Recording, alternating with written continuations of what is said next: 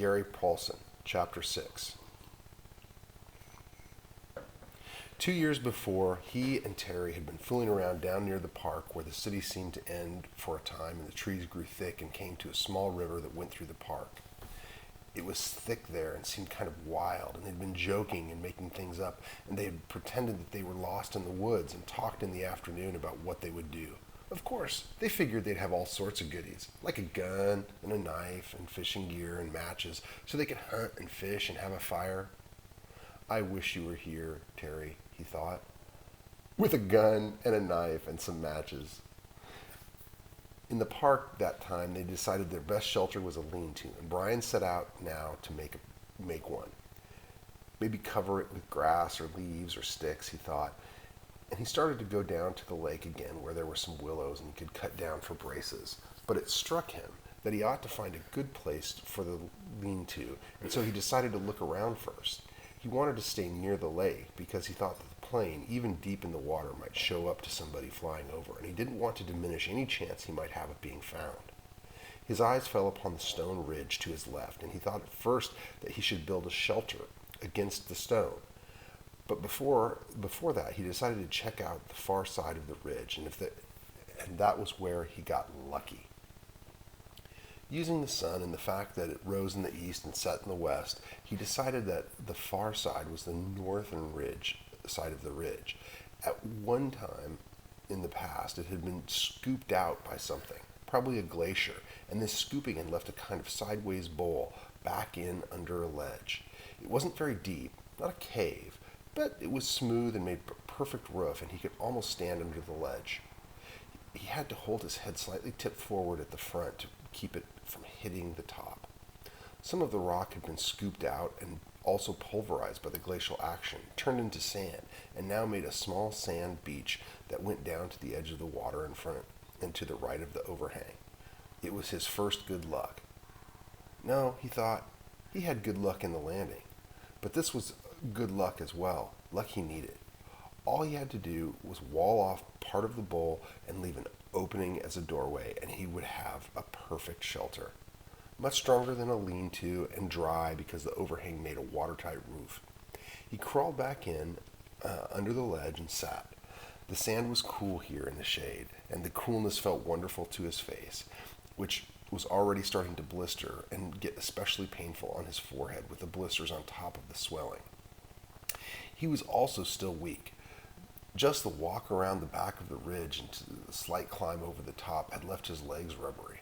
It felt good to sit for a bit under the shade of the overhang in the cool sand.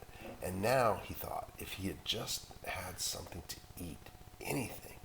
When he had rested a bit, he went back down to the lake and drank a couple swallows of water. He wasn't all that thirsty, but he thought the water might help to take the edge off the hunger. It didn't. Somehow the cold lake water actually made it worse, sharpened it. He thought of dragging in wood and making a wall and part of the overhang and picked up one piece to pull, but his arms were too weak, and he knew that it wasn't just the crash and injury to his body and head. It was also that he was weak from hunger. But he would have to find something to eat. Before he did anything else, he would have to find something to eat. But what? Brian leaned against the rock and stared out at the lake. What in all of this was there to eat? He was so used to having food just be there. Oh, his just being there. When he was hungry, he went to the icebox or the store or sat down at a meal with his mother. His mother cooked. Oh, he thought, remembering the meal now. Oh, it was last Thanksgiving, last year, the last Thanksgiving they had as a family before his mother demanded the divorce and his father moved out in the following January. Brian already knew the secret, but he did not know it would cause him to break up and thought it might work out. The secret that his father still did not know, but that he would try to tell him when he saw him. The meal had been turkey, and they'd cooked it in the backyard in the barbecue over the charcoal with the lid down tight. His father had put hickory chips on the charcoal, and the smell of the cooking turkey and the hickory smoke had filled the yard. When his father took the lid off, smiling, the smell that had come out was unbelievable, and when they sat down to eat, the meat was wet with juice and rich and had the taste of smoke in it. He had to stop this. His mouth was full of saliva and his stomach was twisting and growling. What was there to eat? What had he read or seen that told him about food in the wilderness? Hadn't there been something? A show, yes, a show on television about Air Force pilots and some kind of course they took. A survival course. All right. He had the show coming into his thoughts. The pilots had to live in the desert. They put them in the desert down in Arizona or someplace, and they had to live for a week. They had to find food and water for a week. For water, they had made a sheet of plastic into a dew-gathering device, and for food, they ate lizards. That was it. Of course, Brian had lots of water, and there weren't too many lizards in the Canadian woods that he knew. One of the pilots had used a watch crystal as a magnifying glass to focus the sun and start a fire, so they didn't have to eat the lizards raw. But Brian had a digital watch without a crystal and broken at that, so the show didn't help him much. Wait, there was one thing. One of the pilots, a woman, had found some kind of beans on a bush, and she'd used them with her lizard meat to make a little stew in a tin can she had found. Bean lizard stew. There weren't any beans here, but there must be berries. There had to be berry bushes around. Sure, the woods would be full of berry bushes. That's what everybody always said. Well, he'd actually never heard anybody say it, but he felt sure it must be true. There must be berry bushes. He stood and moved into the sand and looked up at the sun. It was still high. He didn't know what time it must be. At home, it would be 1 or 2 if the sun were that high. At home, 1 or 2, his mother would be putting away the lunch dishes and getting ready for her exercise class. No, that would have been yesterday. Today she would be going to see him. Today was Thursday, and she always went to see him on Thursdays. Wednesday was the exercise class, and Thursdays she went to see him. Hot little jets of hate worked into his thoughts and pushed once more, moved back. If his mother hadn't begun to see him and forced the divorce, Brian wouldn't be here now. He shook his head. Had to stop that kind of thinking. The sun was still high, and that meant that he had time before darkness to find berries. He didn't want to be away from he almost thought of his home, shelter, when it came to be dark. He didn't want to be anywhere in the woods when it came to be dark, and he didn't want to get lost, which was a real problem. All he knew in the world was the lake in front of him and the hill at his back and the ridge. If he lost sight of them, and there was a really good chance that he would get turned around and not find his way back. So he had to look for berry bushes, but keep the lake on the rock ridge in sight at all times. He looked up the lake shore to the north for a good distance, perhaps 200 yards. It was fairly clear. There were tall pines, the kind with no limbs until very close to the top, with gentle breeze sighing in them, but not too much low brush. 200 yards up, there seemed to be a belt of thick lower brush starting, about 10 or 12 feet high, that formed a wall he could not see through. It seemed to go around the lake, thick and lustily green, but he could not be sure. If there were berries, they would be in that brush, he felt, and as long as he stayed close to the lake, so he could keep the water on his right, know it was there, he wouldn't get lost. And when he was done, or found berries, he thought, he would just turn around so the water was on his left and walk back until he came to the ridge and his shelter. Simple. Keep it simple. I am Brian Robison. I have been in a plane crash. I'm going to find some food. I'm going to find berries. He walked slowly, still a bit pained in his joints and weak from hunger, up along the side of the lake. The trees were full of birds singing ahead of him in the sun. Some he knew, some he didn't. He saw a robin, some kinds of sparrows, a flock of reddish-orange birds with thick beaks. 20 or 30 of them were sitting in one of the pines. They made such a noise and flew away ahead of him when he walked under the tree. He watched them fly, their color bright slash and solid green, and in this way he found the berries. The birds landed in some taller willow type of undergrowth with wide leaves and started jumping and making noise. At first, he was too far away to see what they were doing, but their color drew him, and he moved towards them, keeping the lake in sight on his right, and when he got closer, he saw they were eating berries. He could not believe it was that easy. It was as if the birds had taken him right to the berries. The slender branches went up about 20 feet and were heavy, drooping with clusters of bright red berries.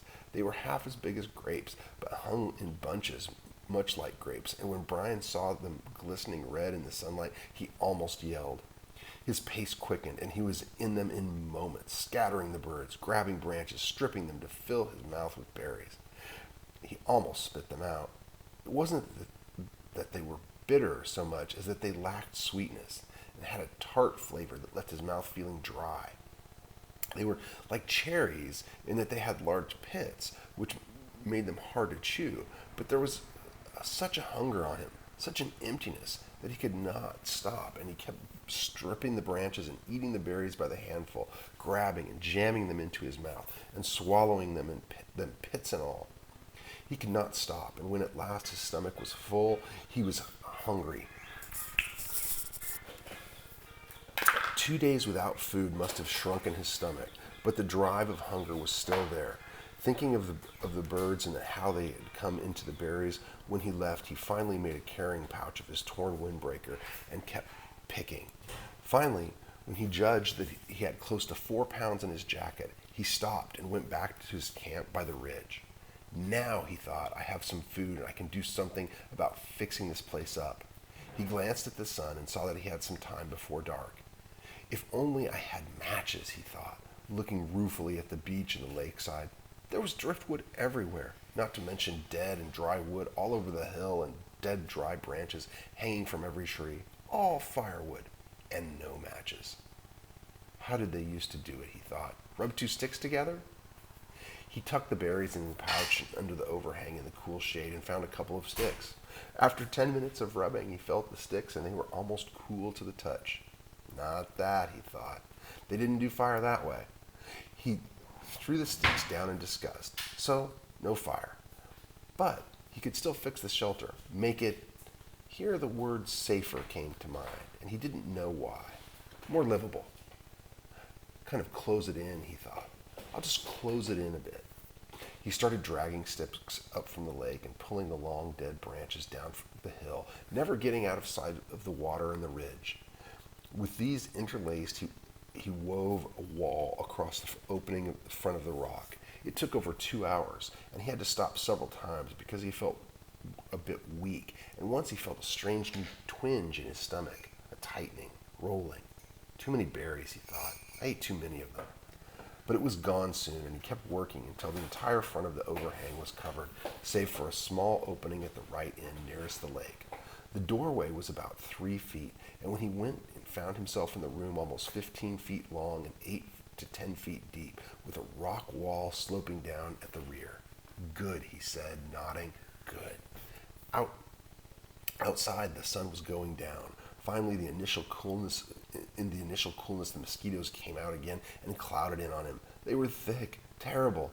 Not quite as bad as in the morning, and he kept brushing them off his arms until he couldn't stand it and dumped the berries and put the torn windbreaker on. At least the sleeves covered his arms.